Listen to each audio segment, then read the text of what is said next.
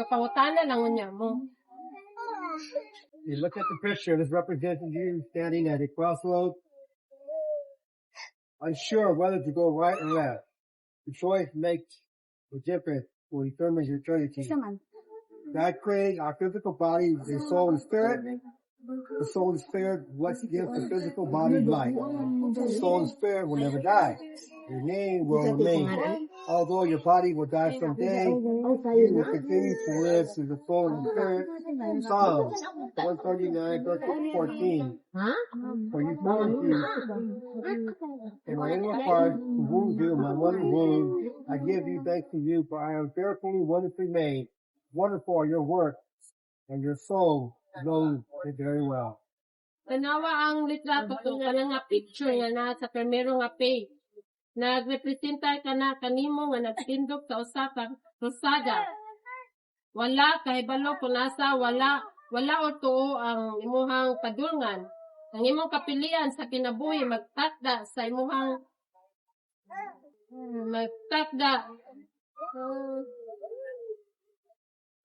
Ibot sa Diyos ang atong physical nga lawas uban sa kalag ug espiritu. Ang kalag ug espiritu mo ang naghatag sa kinabuhi sa physical nga lawas. Ang imong kalag ug espiritu dili gyud mamatay, ang imong ngalan magpabilin uban nila. Bisan pa mamatay ang imong lawas sa moabot, magpadayon ka sa pagkinabuhi pinaagi sa imong kalag ug espiritu. Salmo 139:13 at 14. Kay ikaw ang nagmugna sa akong internal nga bahin, imo ko gihimo sa sulod sa tiyan sa akong inahan. Magapasalamat ko kanimo, kay ako gihimo sa kahadlokon o sa tingalahan nga paagi. Katingalahan ang imong mga buhat o ang akong kalag na kahibalo niini pagayo.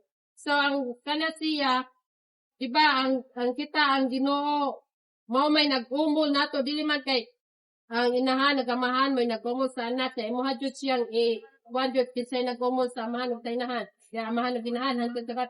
So, kita, gikan pa sa atong pagkatao, makasasala na kita. Wala kita ingon nga, dili kita perfecto, kay tungod sa atong amahan nga si Adam. Matthew 16:26. What you do, you benefit if you gain the whole world, but you lose your whole soul. And if anything is worth more than your soul, according to the Bible, the soul is what we are. It reflects our character, reveals our true self. It includes our likes and dislikes, and also how we relate to one another. We experience life through our soul. It engages 5 senses, the mind, and everything in the moment of that day. You are using your soul right now. For example, sense of sight, you see others, and they see you. Sense of hearing, you hear the voice. Sense of smell, you can smell food being cooked. Sense of taste, you enjoy food in your mouth. Sense of touch, you feel the clothes you are wearing. From the moment you woke up, you begin using your soul. Sa Mateo, unsa may kapuslanan nimo kung makabot nimo ang tibuok kalibutan, apan mawala ang imong kaugalingong kalag.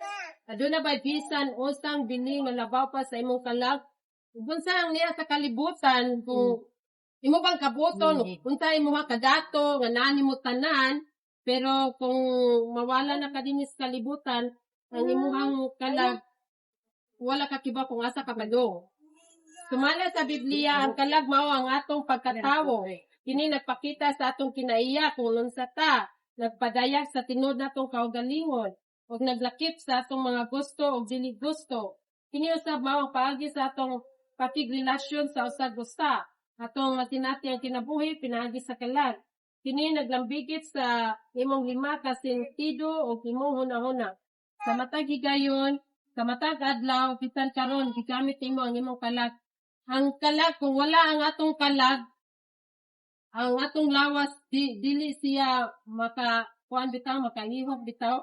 Kay ang atong mga kalag maoy naghatag o kuan sa atong lawas. Example ron, pananglitan ng imuhang pananaw, sa imong pananaw, ikaw makakita nako, ako makakita ninyo, so, kanang kalag, maunay ato ang nagkuha nato, may naggamit ba atong kalag, Yang ikaduha, ang imuhang pagpaminaw. Makadungog ka, makadungog mo. So, ang atong kalag sa nasiya. Ano atong kalag? Ang imuhang sensitibo sa kanang makapanimhot ka. So, gamit na siya sa atong kalag. Gamit na sa atong kalag. Ang ikaupat, kanang pagtilaw nimo nga, kanang imuhang kalami kitaw nga kanang panglasa nimo, sa imuhang kanunon, pakaibaw ka kung salami ba ni o dili ba ni. Ang ikalima, mao na siya nga kung kuan kanang panitan sa hangin ron nga mo kuan sa imuhang bitang panit. O nya kanang imuhang gipanulob, di ba ma-feel man nimo nga kanang naagid sa imuhang lawas. So ang kalag nato dako jud kaayo siya og gamit kay kung wala atong kalag wala jud sa ang atong lawas mamatay mamatay na siya lawas pero atong kalag ug atong espiritu mo kuan na siya kung asa padong. Okay. Romans 6:23, for the debt of sin is death, but the free gift of God, His eternal life is Jesus Christ our Lord. This verse points to two destinations for the soul and spirit after death. In the crossroads, the picture, the first part of the verse, the debt of sin leads to death, represents the road on the left. The road that leads to destruction is called hell. Both sin brought a death that ends in spiritual death. We are all born spiritually dead because we inherit the death of sin. Matthew 7:13 describes it as the broad road leads to destruction.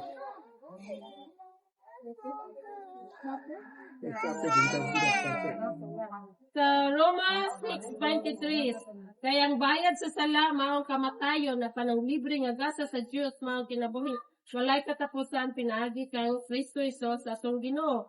Kini nga bersikulo na punting sa duha ka destinasyon alang sa kalag ug espiritu human sa kamatayon. So inig mamatay ta ang atong lawas, mamatay ang atong kalag, buhi ang kalag ug espiritu buhi, wala jud na sila kamatayon.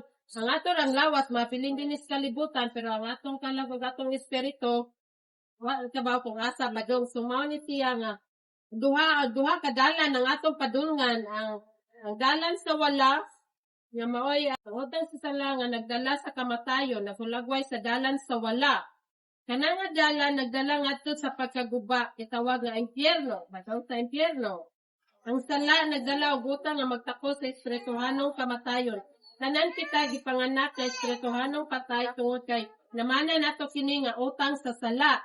Mateo 7:13 Nagkulagway niini ingon nga ang lapad nga dalan nga nagdala ngadto sa pagkapukan. Ang ikaduhang bahin sa bersikulo, ang libre nga gasa sa Dios mao kinabuhi nga walay katapusan pinaagi sa Kristo Hesus sa atong Ginoo. Sa duha ra gyud ang atong padulngan kung mamatay ta, wala ba or tuo. Ang dalan sa wala mao na siya ang dalan paingon sa impyerno. Ang dalan sa tuo mao na siya ang dalan paingon sa langit. The second part of this verse, but the free gift of God is eternal life in Jesus Christ our Lord, represents the road on the right of the picture. The road leads to salvation and eternal life. Mao na siya. Ang kanang okay. Matthew 7:14 describes the narrow road that leads to eternal life. Only a few find it. The word debt is familiar that we're all used to. We make regular payments for things like electricity, water, property taxes, food, supplies. These are examples of our spiritual debt. In Romans 6:23, this debt refers to spiritual debt that leads to spiritual death. The debt was passed down from us from Adam, and we inherited it. So, ang kanang dalan sa tuo, mao na siyang dalan nga nagdala sa kaluwasan o kinabuhing dayon ngadto sa langit. Sa langit, nga kung kita mo sunod mato sa daan sa tuo, padong na kanang ngadto sa daan sa langit. Ang Mateo 7:14, naghulagway sa nagkagingit-ngit nga dalan nga nagdala sa kinabuhi nga walay katapusan o pipila ra ang makakaplag nini kay naa sa Bible ko ang dalan padung sa langit gamay ra siya o gamay ra sad ang nakakaplag niini apan ang nagdala sa kinabuhi nga katapusan o pipila ra ang nakakaplag niini ang pulo nga utang kanaganing debt sa kuan sa Biblia pamilya taana kay mo payad man jud ta kada buwan no sa confession kanang atong mga utang nato nga atong bayaran ng tubig, kuryente, kanang buhi sa kuan nga na mo na siya pananglitan na sa atong physical nga utang sa atong utang pero ang utang nato sa kuan sa atong Ginoo nga mao na atong pagabayran tala sa Roma 6:23 kini nga utang nagtumong sa espirituhanong utang nga nagdala sa espirituhanong kamatayon.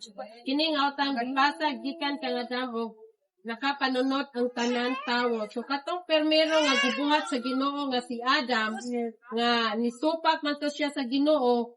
So pagsupak niya siya mo'y naghatag sa tipo kalibutan ang sala nga kita mo'y nakapanunot ang tanan tawo nakapanunot. Romans 5:12. Therefore, just as through one man, Adam, sin entered into the world and death through sin, we're all born sinners into this world with a physical debt of sin that leads to spiritual death. Because of sin, every person is born a sinner. When a person dies, the soul and spirit leaves the body. This is called a spiritual death. If you are on the road to the left, it leads to destruction and a place of torment. Luke 16:19-30 speaks of two different places a person may go to after death, or a place of torment. If you are on the road going to the right, you're going to heaven. Okay, sa Roma 5:12, busa sama sa paagi nga pinaagi sa usa ka tawo Adam, misulod sa kalibutan ang sala o ang kamatayon pinaagi niini kita tanan natawo sa kalibutan uban ang espirituhanong utang sa sala nga nagdala sa espirituhanong kamatayon. Tungod sa sala, ang matag tawo na tawo nga makasasala. Sa dihangan, usa ka tawo mamatay, ang kalagog espiritu mo biya sa iyang lawas. Kini gitawag nga espirituhanon. Kung ana ka sa dalan paingon sa wala, kini nagdala sa kadautan o usa ka lugar sa kasakit. Mao na siya ang impyerno. Sa Lucas 16:19 ngadto sa 31, wala ni pamatay. Nagisgot sa duha ka lain-laing lugar nga maadtuan sa usa ka tawo human sa kamatayon, langit o usa ka lugar sa kasakit. Langit o impyerno, kaning lugar sa kasakit mao ni siya ang impyerno. Kung ana ka sa dalan paingon sa tuo kini nagpadulong sa langit. Kung ikaw ana ka kung imuhang pilion ang dalan sa tuo, ikaw padulong sa langit. Apan kung mo pilion ang dalan sa wala, ato ka sa impyerno. 2 Corinthians 5:8. To be absent from the body and to be present with the Lord. Jesus Christ made it possible for everyone to go to heaven.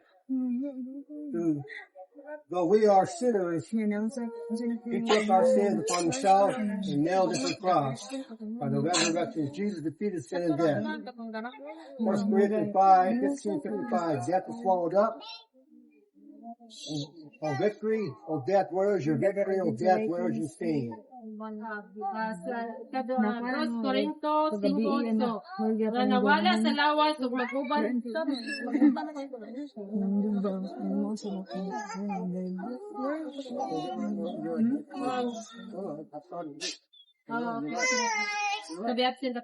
nga nawala sa lawas ug maguban sa Ginoo. Gitubotan ni Jesucristo ang tanan tawo nga makaadto sa langit. Bisan pa nga siya walay sala, kisagop niya ang imong sala o gakuha o gilukop kini sa cross. Ang nagpasabot ani nga si Jesucristo nga katong ginasal siya sa cross nga iyahat ang giluwas sa atong mga sala. Pinaagi sa iyang pagkabanaw na pildi ni Jesus ang sala o ang kamatayon. 1 Corinto 15:5. Ikaon sa pagdaog ang kamatayon. O kamatayon, asa na ang imong pagdaog? O kamatayon, asa na ang imong hilo? Imong hilo. So, kani siya nagpasabot, ang ipasabot niini nga. Nagkitang tao, kung mamatay kitang tao, mawala ta sa atong lawas, magubanta sa Ginoo, kung imuhang gitugutan diha sa imong kasing-kasing sa Jesucristo nga mituo ka nga siya nabanhaw tungod sa atong mga sala gilansang nga siya gilansang sa cross tungod sa atong mga sala. 1 Peter 1:18 through 19. Jesus paid in full the debt of sin that we were born with by shedding his blood on the cross. He saved us from the penalty of sin. He died on the cross for you and me. Death no longer has power over those who trust in Jesus Christ. John 3:16. For this is how God loved the world.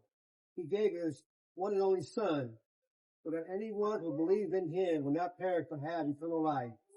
God sent his Son into the world, not to judge us, but to save the world from sin and to himself. 1 Pedro 18 ngadto sa 19. Gibayaran ni Hesus ang tanang utang sa sala nga atong gipanganak. Pinaagi sa buhos sa iyang dugo sa cross, giluwas niya kita gikan sa silot sa sala. Siya namatay sa cross alang kanimo o kanako. Wala na'y gahom ang kamatayon sa mga nagasalig kang Jesucristo. Juan 3:16. Kaya kini ang paagi nga gigugma sa Dios ang kalibutan. Gihatag niya ang iyang bugtong anak karon ang tanang nakato kanya dili malaglag kundi magabaton o kinabuhi nga walay katapusan. Gitugyan sa Dios ang iyang anak sa kalibutan dili aron hukman ang kalibutan kundi dili aron luwaton ang kalibutan pinaagi kaniya. So ang kaning ang pasabot ani gibayaran ni Jesucristo po ang atong mga sala nga atong nanunod ni Adam pagkataon ni Jesucristo nga gilansang siya giluwas ta niya sa atong mga sala. Mao na siya nga ang atong mga sala wala na pero kung kamo nagato ni Jesucristo mao na siya ang dako nga sala nga nato kung kita dili ta motuon niya nga siya may nagbayad kana sa atong mga sala. Kay kung wala pa siya gilansan sa cross at kita tanan nato gyud sa impierno kaya ang impierno wala nagibuhat sa Ginoo kundi alang ra na sa ni Satanas at sa mga demonyo. Gusto sa Ginoo nga kitang tanan tao maadto gyud sa langit pero ang mga tao aduna may kapilian kung mosunod ba siya sa atong Ginoo or ato ba siya sa ni Satanas. John 11:25, Jesus told her, I am the resurrection and the life. Anyone who believes in me will live, even after dying. Everyone who lives in me and believes in me will never die. Do you believe this? The question I often ask, if you die today, where will your soul and your spirit go? There's another question. When you die, where do you want your soul and your spirit to go? You choose heaven? Here's how you can receive Jesus Christ as your personal Savior. John 3:5-6. Jesus answered, Truly, truly, I say to you, unless one is born again or born of water and spirit, you cannot enter the kingdom of God. That which is born of the flesh is flesh. That which is born of the spirit is spirit. Juan 11:25. Jesus mingon kaniya, ako mao ang pagkabanhaw ug ang kinabuhi. Ang bisan kinsa nga nagato kanako magabuhi, bisan pagkahuman sa kamatayon. Ang tanang nagpuyos sa ako og nagato kanako dili kayod mamatay. Nagato ka ba niini? Nga question. Kini usa ka pangutana nga sagad akong ipangutana. Kung mamatay ka karong adlaw, asa mo adto ang imong kalagog espiritu? Ang usab ang lain pangutana, kung mamatay ka, asa nimo gusto nga moadto ang imong kalagog espiritu? Kung nimo piliyon ang langit, niya unsaon nimo pag ila-ila kang Jesucristo isip imong personal nga manluluwat sa kinatapusan parang sinner's prayer bitaw pagampo sa kanang makasasala bitaw katatanan. So gikuha sa ni siya nako diha sa Biblia pod. So ang inig katapusan namo ani nga kuana ani nga page i-lead mo niya sa kuan sa pagampo sa makasa pero wala mo niya nagapot sa atong Ginoo. So after nasa tanan. We are born physically into this world because Jesus says you must be born again in the Spirit. To be born in the Spirit means the Holy Spirit comes to live within you. This is what we call being born again. We are born once physically, You must be born again spiritually to enter heaven. Cannot see the Holy Spirit just as cannot see the wind if you can feel its effect. John 3:7. So don't be surprised when I say you must be born again.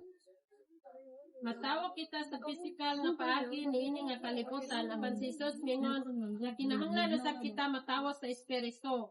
Ang pagkatawo sa espiritu nagpasabot nga ang balang espiritu muanha og motunga sa sulod nimo. Kini mao ang gitawag nato pagkapanhaw pag-usap. Matawo kita usa ka higayon sa pisikal apan kinahanglan kita matawo pag-usap sa espirituhanon aron makasulod sa langit. Dili nimo makita ang balang espiritu sama sa dili nimo makita ang hangin. Apan makita og mabati nimo ang epekto niini. Juan 3:7. Ayaw kamo katingala kung akong isulti. Kinahanglan kamo matawo pag-usap.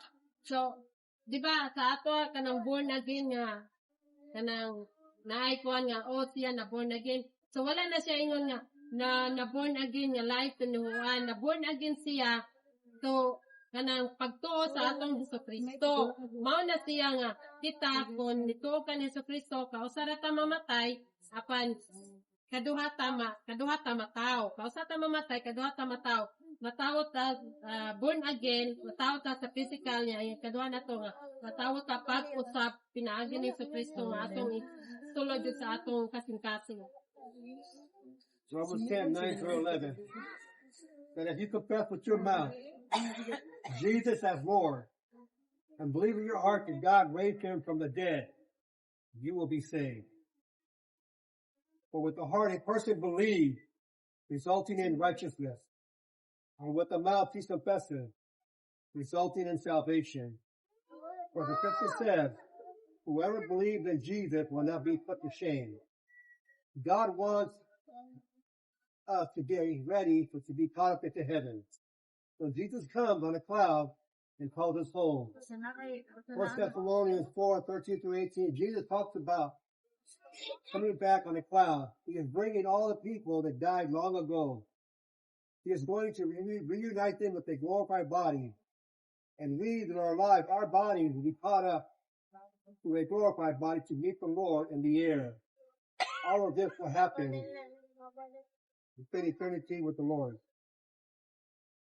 Roma 10:9-11. Kung inyong iangkon sa inyong baba, si Jesus isip Ginoo ug moto kamo sa inyong kasing-kasing nga gibanhaw siya sa Ginoo gikan sa kamatayon. Maluwas kamo. Kay sa kasing-kasing moto ang tao nga nagbunga og pagkamatarong. Ug sa baba nimo mag-awit ug pag-angkon nga nagbunga og kaluwasan. Kay nag-ingon ang kasulatan, kinsa man nga moto kang Hesus dili pagpangulbaanan. Gusto sa Ginoo nga andam kita aron tuhaon sa langit kung moani si Jesucristo sa panganod ug tawagon kita sa balay. 1 Tesalonica 4:13-18. Naghisgot nga mobalik si Jesucristo sa panganod dala niya ang tanan nga nangamatay sugay na. Ug gihusa pag-usap kanila sa ilang gloryahanon nga lawas ug kita nga buhi pa ang atong mga lawas usap ngadto sa gloryahon nga lawas aron makita sa Ginoo sa hangin ug kita tanan mapuyo uban sa Ginoo hangtod sa kaangturan. So kani siya nga bersikulo kani nga Roma 10:9-11. Kung diha sa inyong kasing-kasing pinasing-kasing nga inyoha kayong isulti nga diha sa inyong baba nga si Kristo nga mituo kamo kaniya nga diha atong Ginoo manluluwas. Ang inyuhang yasa moto nga nagbunga og pagkamatarong sa inyong baba ug mag-awit pag-angkon nga nagbunga og kaluwasan. Gusto sa Ginoo nga kita andam nga inibalik niya diri nga kita andam na sa iyahang pagbalik nga iyahan natang diretsuhon og kuha nga o idungan nato niya sa pagbalik niya dungan nato katong una nga nangamatay nga mituo kaniya dungan nato og kita sugat na sa ating Ginoo sa Christ. All of this will happen so fast when you blink your eye once. We call this the rapture of the church, when all believers are taken up to heaven. Every believer around the world, a part of the body of Christ, is called the church, and Jesus Christ is the head. I'm speaking symbolically You look at the picture. Colossians 1:18. Christ is also the head of the church, which is the body. He is beginning to bring power over all who rise from the dead. Yes. So he is first in everything. Now at the end time you will receive Jesus Christ as your Savior, to be born spiritually. I will lead you into a prayer, and that prayer, we want you to go to heaven when you die. Repeat the words after me when I pray concerning God. Receiving Jesus Christ as your personal Savior. Kani siya kanang katapusan nga kanang picture, mao na siya ang gitawag nga rapture nga kanang ganing usa ka blink sa imong mata lang nga ini-on nimo sa suga, kuanda yun ipatay nimo diretso mo kuanda mo kanang gali ra kayo siya ba. Mao na siya ang giingon nga rapture nga kita wao na ta sa Ginoo hinipalit na si Kristo. Ingon nga simbahan nga siya man ang ulo sa simbahan. So, ang giingon na nga ulo sa simbahan, ang simbahan dili kay, kanang masimba ta kay, haron makuha ta tatong Ginoo dili. Kita tao nga nagatuo kaniya sa kinasing-kasing, mao'y iyahang kuhaon. Mao na iyang kuhaon, kukuan sa katong nangamatay na nga, nagatuo niya sa kinasing-kasing, kaya naman goyopan nga, motuo lang ko, pero, kanang, duha ba, marag, taon-taon na lamita, motuo ko si Kristo, nagkanya, niya dito ang atong binuhatan din sa kalibutan, murag maura gihapon, kung saan na sa kalibutan, mo'y atong gisunod. So, mao na siya ang giingon nga, kana si Kristo sa mga ulo sa simbahan nga, iyahang lawat. Siya ang sinugdanan, labaw sa tanan nga, buhay pagkasakikan sa kamatayon, nga siya nabanhaw. So, ingon ani ta, nga kana nga picture, nigari sa atong Ginoo nga, kuhaon na taniya halik, nga katong nagtuo niya sa kinasing-kasing to. Ngunana na niya.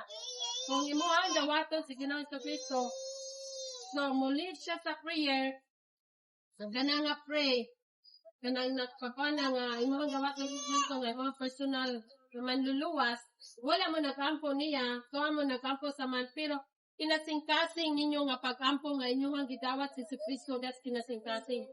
Ay kung kapag tinuod lang kung kinasing-kasing mo nga nagdawat ni Kristo, yun na dyan kausapan. Kaya nasa Biblia nga, kinsa kato nga mudawat kaniya adunay blessing. Apan kinsa kato nga dili mudawat kaniya, dili siya pag-ilhon sa atong Ginoo. So, kung kamo inyong gawaton si Kristo nga inyong personal nga manluluwas, musunod mo sa iyahang pag-ampo, pero wala mo nag-ampo niya, tuwa mo sa atong Ginoo nga nag-ampo. So, kung inyo hala, magampo mo nga, ikusog ninyo, isulti ninyo, kusog, istimaan nga, kamo kinasing-kasing nga nag-ampo, o inyong gawatan sa Kristo, nga kinasing-kasing nga siya, atong manluluwas, personal nga manluluwas sa Ginoo. Okay, doko ta, guys. Tell them to pray to God the Father right now. Laro, nag-ampo mo dito sa amahan, sa atong amahan, wala mo niya nag-ampo, tuwa mo sa atong amahan. So, kada siya nga na din ang amahan namo, mao na siya ang sinner's prayer. Mao na siya ang pag-ampo sa makasasala, nga inyong gawaton si Kristo, nga atong manluluwas sa Ginoo.